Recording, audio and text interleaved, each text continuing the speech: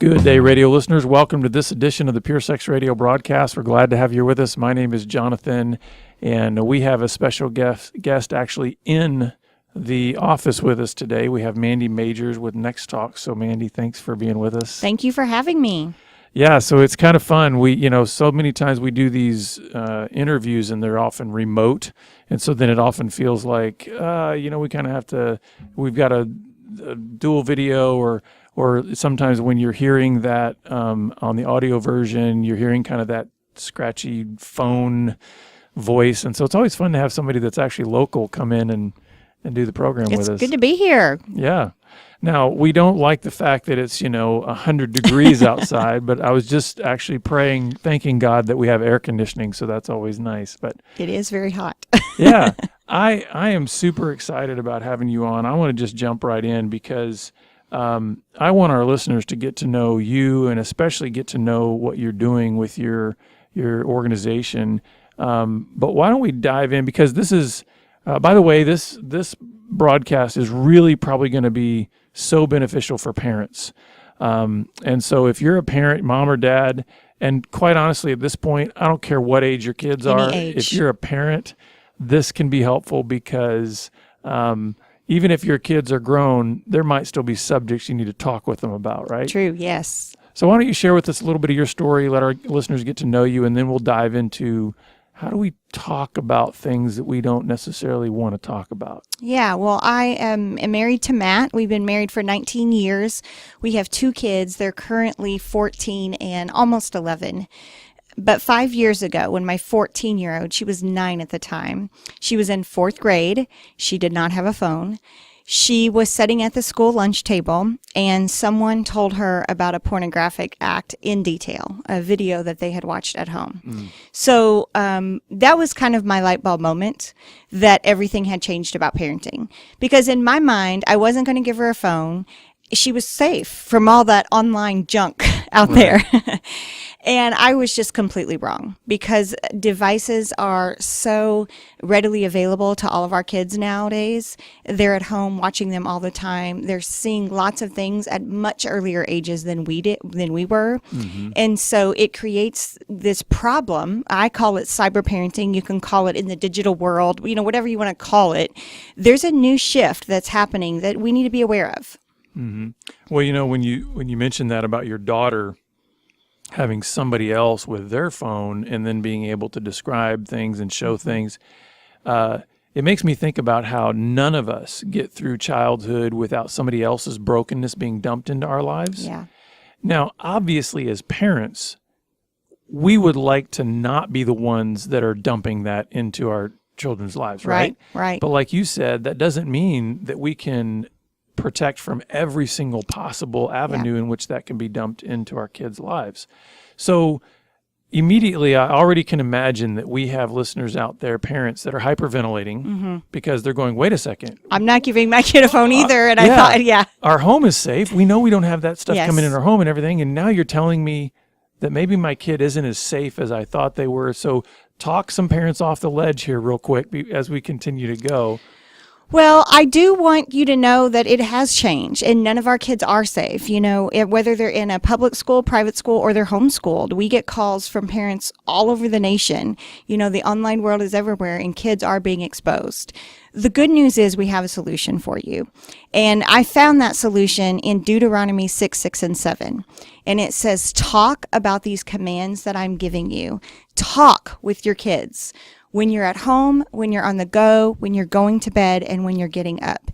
And I had read that verse a million times before, but just like the Holy Spirit does sometimes, when I was looking at this problem of cyber parenting and figuring out what is a solution, because I can't bubble wrap her, I can't protect her from everything, like I can't protect all the outside influences that she has at school and at church and all of those places. And so what is the true answer? And when I read Deuteronomy 6, 6, and 7, that jumped off of the page at me for the first time. It was like a bolt of lightning, like this is the solution. Well, and what I love about that is we know that then when Jesus came on the scene several thousand years later, and he was asked about what's the greatest commandment, he went to that exact place and said, the Lord our God, the Lord is one. Yeah. Love the Lord your God with all your heart, soul, and might. And that's where then it says, and these commands that I give to you, teach them, talk about them in every corner and every aspect of your lives. Absolutely. So we know that this isn't just some kind of like, oh, Mandy, you're just sort of henpecking some kind of random scripture out of the Bible. Correct. This is a thread Yeah. that is Throughout. actually not just a great little suggestion, but actually from the creator of the universe saying, this is actually the greatest commandment we have. Yeah. And so wouldn't you say then that also means that that's got to be the greatest responsibility we have as parents? Yeah. Yeah. And, in my mind, when I first read it and I realized, okay, that's the solution. But in my mind, I was kind of getting defensive. Like, God, we talk. Like, I'm talking to my kid. Like, she came home and told me when this happened. So I'm doing something right, Like, I got a little bit defensive. But the more I've gotten into this, the more God has really spoken a word about creating this kind of culture in our home where whatever your kids see online, whatever your kids are told about from a friend, they can come home and ask you. Like, we've got to be their safe place. And I know that sounds kind of weird. Like, people think, oh yeah, that's true. But a lot of times, your kindergartner will come in the room and they'll say, hey mom, what does this mean? And it'll be a cuss word. Right. And they'll say it and you're freaking out, you're like, no, my kid didn't just say that. And so a lot of times our response shuts down from them coming and talking to us again. Yeah. And what I mean by that is we freak out and we say, don't ever say that again. And we never tell them what it really means. And they're asking, they're curious.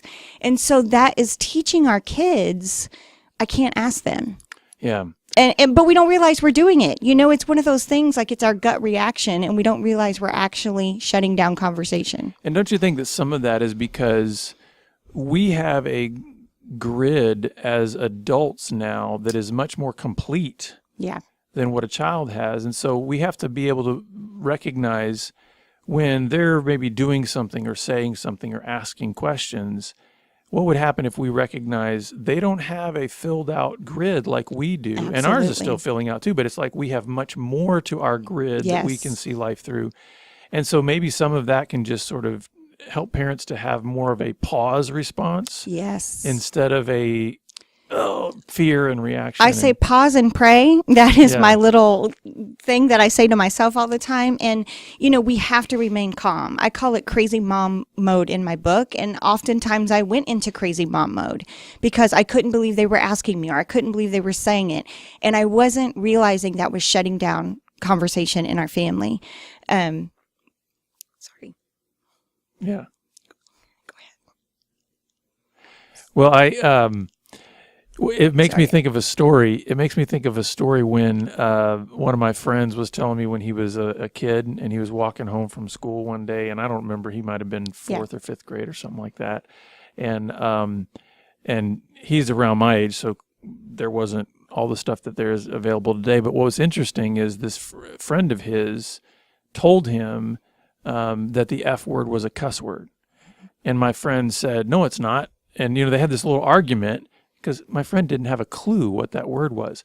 So as he's walking home, he turns onto the street that he lives on, and at the top of his lungs, he just starts saying that word over and over and over again. His mom can hear some kid out there yelling and then realize that's her kid. And you can imagine that that's one of those moments where you can go into crazy mom mode, right? Crazy mom mode. Because you're thinking, there's so many things to that story, right? One Right. is the word, one is the whole neighborhood is here, and so sometimes there's embarrassment, sometimes there's fear, sometimes there's even maybe anger. And again, you're kind of coming through that more filled out adult grid and not recognizing, let's learn a little bit more about what is going on here before we make judgments and then proclaim like what's going to be shut down. Well, and I love your story too, because it also highlights the shift that I'm talking about. So when we grew up, we had a couple neighbor friends, maybe a couple best friends, and those were our sphere of influence. So if we had a question about sex or pornography or anything like that, we would ask them, and that's where we would get the information, right? And there was misinformation shared in that circle. But now our kids can go home to Google and they can search whatever And normally if they're searching about sex or sexuality or anything like that, pornography is going to Absolutely come up. So that creates another problem. And so again, I tell parents all the time, you need to be your kid's Google. There should never be an instance where your kid has a question and they have to go home and search online, because you're their source. And this starts at very early ages. I mean, you can start this conversation when your kids are in preschool and they're away from you half the day or a full day. And you can tell them, if you ever hear a new word or phrase and you don't know what it means, always come home and ask me. I would say to my kids, kids don't have all the information. You will get misinformation. Don't ever Google things that you don't know what it means. I'm your source. Like, I'm the person, again, that safe place. And then when they come to you and ask you, that is when we have to remain calm. And I always tell parents too, if it really catches you off guard and you're like, how do I give age appropriate answers right now to this question?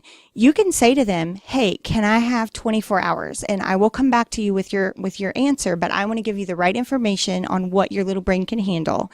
And then you can call a mentor, you can dig in the word, Right. you can pray, but always go back within 24 hours, because that shows your kid that their questions are important to you.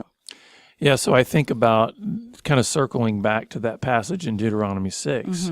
What I love about it is there's sort of a 1-2 punch that's given in there. Well, actually, there's 3. First is love for God. So that's like the fundamental aspect.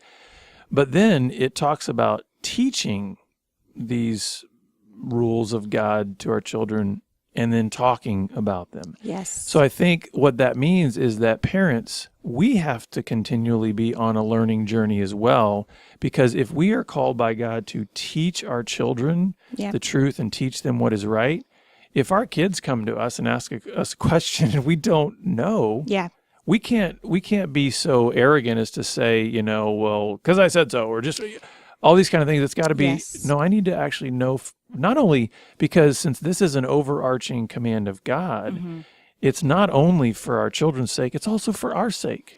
We need to know those things. I love that you brought this up, Jonathan, because, one of the hardest questions that I've had to answer for my daughter was, she came home and she was 11 and she said, my friend says she's bisexual, and what does that mean? And we had covered God's design for sex. So covering what bisexual was pretty simple, because we had already set the foundation in elementary school about what sex was. But God, as I was searching the word and I was like, how am I going to handle this? Because old Mandy would have been like, stay away from that kid. She's confused. And I didn't want to deal with it, right? Old Mandy realized that was shutting down conversation and it wasn't productive for our relationship. So new Mandy kind of prayed, and I talked to my husband about it and came back to her and I said, hey, I want you to go look up these scriptures. And I gave her these scriptures, and they're in my sexuality chapter. And I said, I want you to tell me what God says about sex, and about marriage and how it's designed. And so kind of reminding her of that truth that we had set in elementary school. She came back to me. And she said, well, God's design is man, woman, inside of a marriage. And I said, yes. Now I want you to go read the story about the adulterous woman who was being stoned.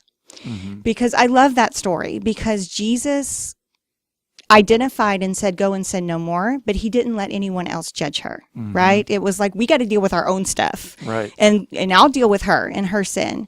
And so I told my daughter, I was like, look, this is an equal balance. It's love and it's truth. You need to know what the word of God says, but I want you taken up for this girl. If she's getting bullied or disrespected or people are being mean to her, like, I need you to just be a light. Yeah. And she was able to do that. One day this girl was being made fun of, and my daughter was able to text her and say, God loves you, with all these emojis, because that's how teenagers communicate. But it was a great lesson for me in, don't just come home and preach, what's right, what's wrong, like what you said. It shuts it down. But instead, I want to teach my kid, to seek what is truth in God's word. So go look this up. I'm not going to spoon feed it to you. You go seek the truth from God himself. And then let's walk and figure out how to handle this. Yeah.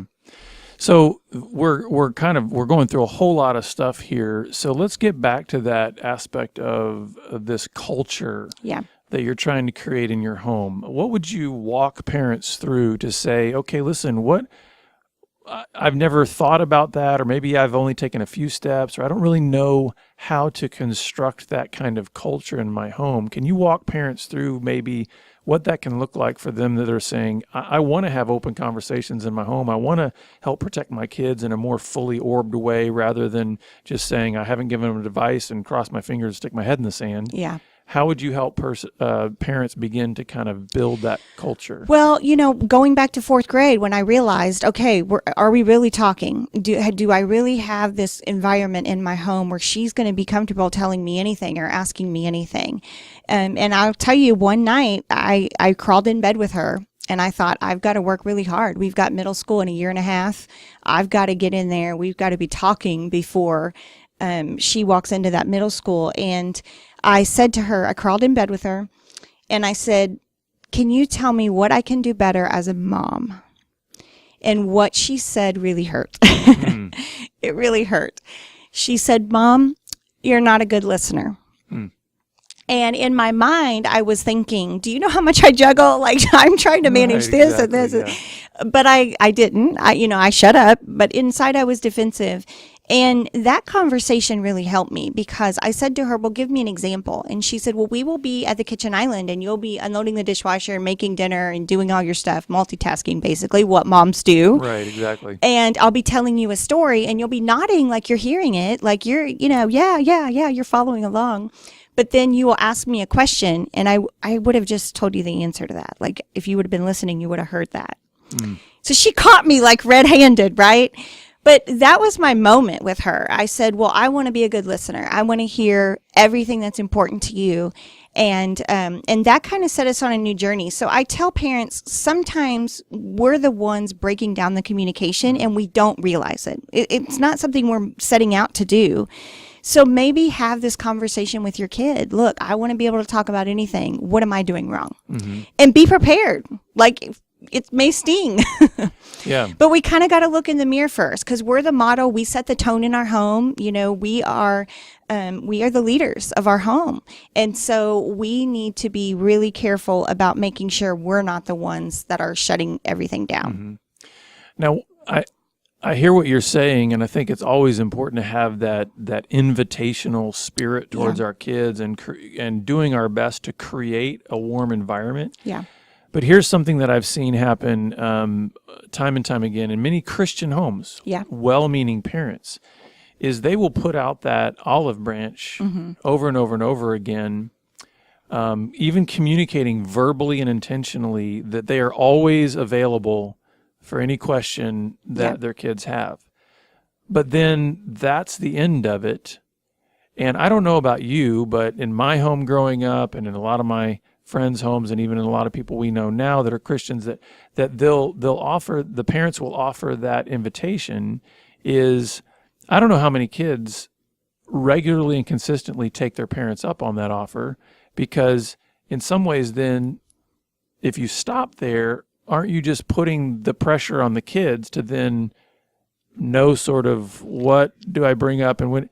Whereas how much responsibility do we have as parents then to not just set an invitational tone, but also take initiative proactively to maybe introduce the things that we need to be talking about in the home? Absolutely. And that's something that you're going to subsequently do after that initial question for sure.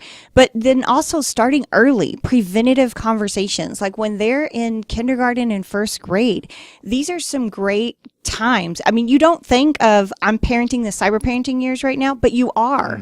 So for example, when your 2-year-old walks in with the iPad into the bathroom and you're changing because you never get any privacy when you have young kids, right? That is a great teachable moment that you can go down with them. They're not in trouble, but you say, hey, we don't bring screens in the bathroom. Like, what if you accidentally took a picture of me without clothes on? That's not okay. Right. And that will get you through the sharing nudes conversation. But so there's lots of preventative things you can do when they're little to kind of, you're not really introducing topics, but you're laying guidelines, like family guidelines. Right. But then as they get older, like you said, yes, I'll never forget my daughter, we were chopping tomatoes, making tacos one night, just her and I. And I was like, we got to talk about sex. Like, I got to bring this up. And so I asked open-ended questions. Hey, have you ever heard the word sex? What do you think it means? You know? And she said, well, I think it's something you do when you're married. Like, I don't know. Yeah. And I quoted a Bible verse to her, Genesis 4:1, talking about Adam and Eve, you know, and I could see she was getting really red. And so I changed the conversation. I didn't want to go anymore. I didn't want to like nag her into a place. But I said to her at the end of that conversation, which I say to them at every conversation, if you have any more questions about this, I'm here for you. Don't Google it. I'm your source. You know, I remind them like I'm their source. And lo and behold, a couple months later, she did come back and she had questions and we got to go more detailed into that conversation. And so I think that we do need to bring up open-ended questions and like you said, topics with our kids, but find ways like in the car is great because, and again, Deuteronomy 6, and 7 said on the go, you know, while we're on the go, they don't have to get eye contact with you. So it makes it less awkward for them. And you can kind of hide your emotion a little bit more too if you're shocked about what they say. So talk time in the car is great. And you got to find out when your kid likes to talk and capitalize on that. Right. So if it's at bedtime, if you've got a kid that likes to stay up late, schedule that on your calendar a couple nights a week. Have caffeine later in the day and just think, okay, tonight I'm going to crawl in bed with this one and we're going to talk for 2 hours. You know, that kind of stuff. So I like to think of it in terms of as a parent when we're dealing with any and every topic that's out there, especially these that tend to be more sensitive or the ones that are more difficult to talk about. Right. We almost have a two-pronged approach. We do have to have a response approach. We've got to be ready to respond to situations as they arise, like your daughter being introduced to something at school. Right. We've got to be able to respond to that. But I do believe also, back to Deuteronomy 6, we've got to be able to prepare them. Yes. So this is where I think, you know, you can kind of break down childhood to adulthood into some stages, right? Right. So let's take the stage that generally creates the most amount of panic for parents, which is those teenage years. Yeah. Now, I know there's a ton of preparatory work that can be done from birth all the way up to those years, but help parents understand, especially in this digital world that we're living in now, what are some ways that they can respond and prepare their kids and help them navigate through those teenage years? Well, you know, the teenage years are going to be way easier if you've created a culture in your home where you are talking about everything. If you're already, you know, if your 6-year-old porn pops up and they're showing you and you're remaining calm, you're not taking away technology from them, and they're realizing, okay, I don't have to hide this from mom and dad. I'm not going to get punished. They're not going to take away the iPad because I saw it because it wasn't my fault. You know, it popped up. If you're building that kind of relationship, it's going to be way easier in the teenage years because they already trust you. You're already their safe place. I would also say it's never too late. So, you know, we talk to a lot of parents and they're like, we didn't start this. We didn't have any restrictions when we gave our kid a phone, and now we need to have all these rules and guidelines. And, you know, that's just a conversation. It is, hey, I didn't realize everything you had access to. We need to take a few steps back here. This was my fault, and we need to lay some guidelines down now. Well, and isn't that a key thing, too? Because in order to have these open conversations and to create this culture of conversation in your home, we as parents have got to adopt an attitude of humility, right? Oh, yes. And it is so difficult. Exactly, yeah. It's so difficult. You know, when we mess up, we have to apologize. And our kids need to see us doing that. I mean, that needs to be modeled for them. But we also have, you know, you also have guidelines and restrictions. And if they cross the line of what you did, then there's consequences on their parts too. But if you are admitting your part when you fall, it makes it easier for them to admit when they fall. Yeah. When they say, I've just messed up, just like you did, Mom, and da-da-da-da. And what I always tell guys, and of course this applies to, I think, both moms and dads, but I really encourage guys to do this when they're seeking to invest into their sons, is I'm like, you have to lead with your own story. Yes. And you do that in age appropriate ways Yes. because, their childhood is unfolding. And so, but dads and moms too, like dads, are you sharing with your sons how your story unfolded in childhood? And moms, are you sharing with your daughters how your story, because what that does is it humanizes parents to where then when the parent says, and you can come to me with anything, they go, oh, they're not some kind of superhero, because they told me what life was like for them at 10 or at 15 or at 20, and then now that invitation doesn't just fall hollow because there's this massive distance between child and parent. Yeah. It's like they really do get it. They understand some of the things I'm facing, even if technology wasn't the same. And, even if the dynamics of our circumstances weren't the same, the fundamental struggles are the same through every generation. They are. And you're exactly right. Sharing your story is such a conversation starter, and you can do it in age appropriate ways. I mean, there are things that I've said to my kids, like mommy made bad choices or something like that. And I haven't had to get too detailed yet, but I know the day is coming when they're going to specifically ask me certain questions, and I'm going to have to walk in humility and answer those and tell them how many regrets that I had and what I did wrong and what I wish I could have done differently, But that transparency is so important. Yeah.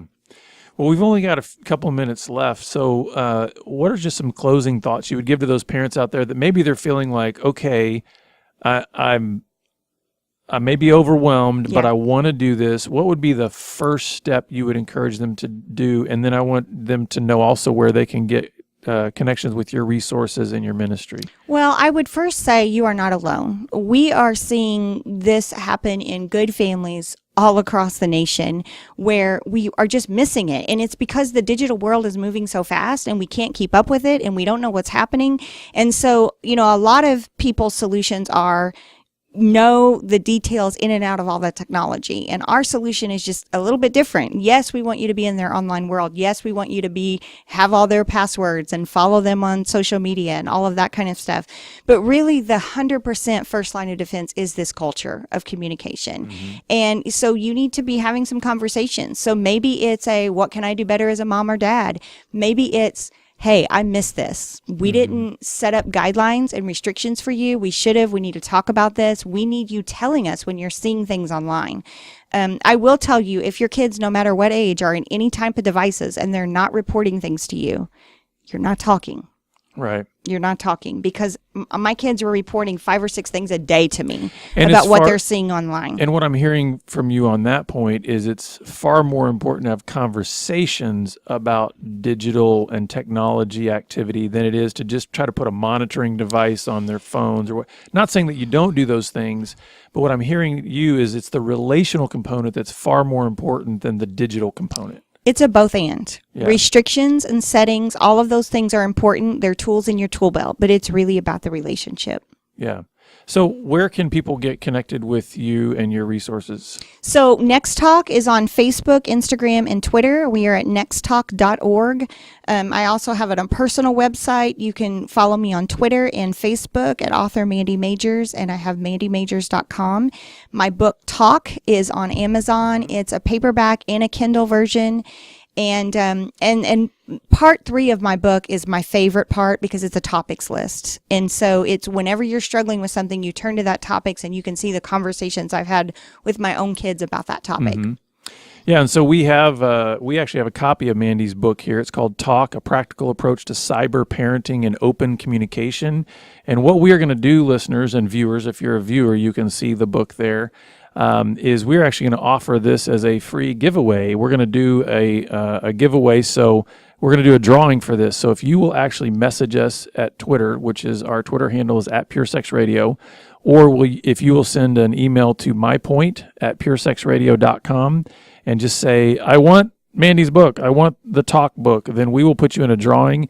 And 2 weeks after this episode airs, we will do that drawing and we will give the winner the book. So Mandy, thank you again for being with us, and just love what you're doing to help parents and families begin to have really important conversations that I think can lead to the healing and the hope that so many families need. Thanks for having me. Yeah. Well, listeners, we're always glad that you're with us, and we look forward to seeing you back here again next time on the Pure Sex Radio broadcast. Take care.